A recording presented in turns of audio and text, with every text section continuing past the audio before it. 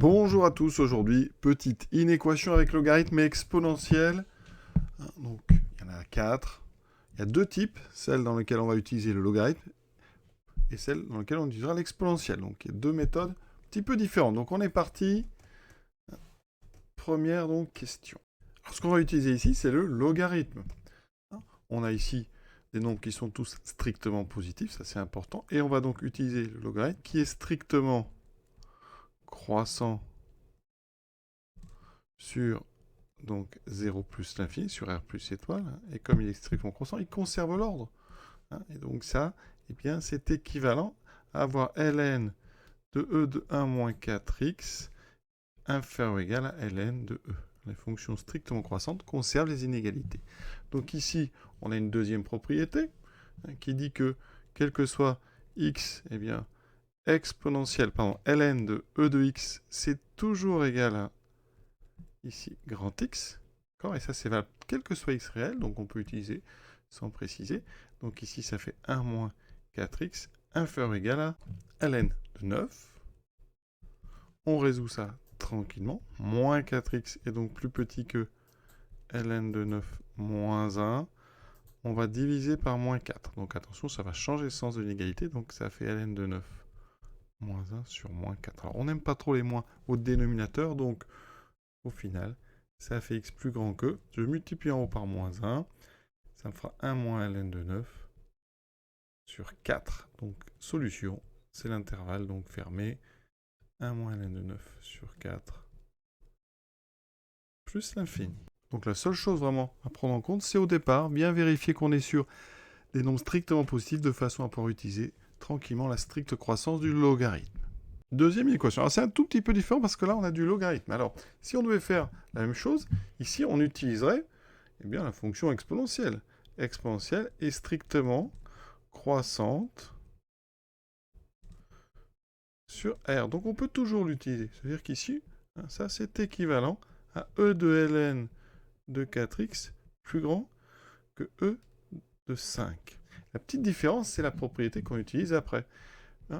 La propriété, c'est que pour tout x strictement positif, exponentielle de ln de x égale à x. Là, attention, cette propriété ne marche que pour des nombres strictement positifs. Donc, si vous voulez enlever le e et le ln, il faut avoir un 4x strictement positif. C'est pour ça que souvent, dans la rédaction, on fait ça avant. Et souvent, on cherche le domaine de travail. Donc ici, on travaille avec, donc ici, 4x strictement positif, de façon à ce que j'ai dans le logarithme soit positif, donc avec des nombres qui sont strictement plus grands que 0 sur 4, donc que 0. Donc on travaille avec des nombres strictement positifs. Ça veut dire qu'ici, à condition de travailler sur des nombres strictement positifs, c'est sous-entendu, on pourra dire que ça fait 4x plus grand que E5, et donc que x est plus grand que E5 sur 4.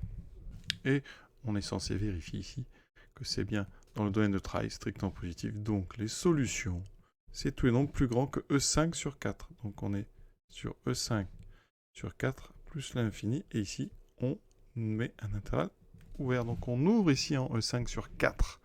Un crochet vers la gauche. On fait très attention à ces crochets. Et donc la chose importante, c'est que vraiment, ici, il faut s'assurer que notre logarithme existe de façon à pouvoir utiliser la propriété qui permet d'enlever l'exponentielle et le ln ici. D'accord ?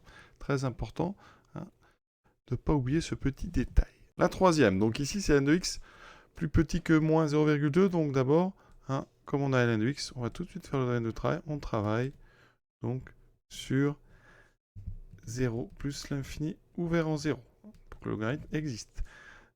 Ça veut dire qu'ici, notre inéquation, elle va être équivalente donc à e de ln de x plus petit que e de moins 0,2. Alors e de ln de x, comme x est censé être positif, eh bien ça fait effectivement x. Donc souvent on va directement à cette étape. Et là vous voyez qu'on a déjà terminé. Alors par contre ici, x est plus petit que e que moins 0,2. Donc là il faut faire attention parce que x est censé aussi être positif.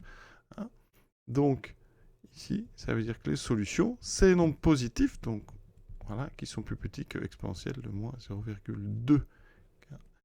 Et faire très attention à ne pas oublier ici votre domaine de travail.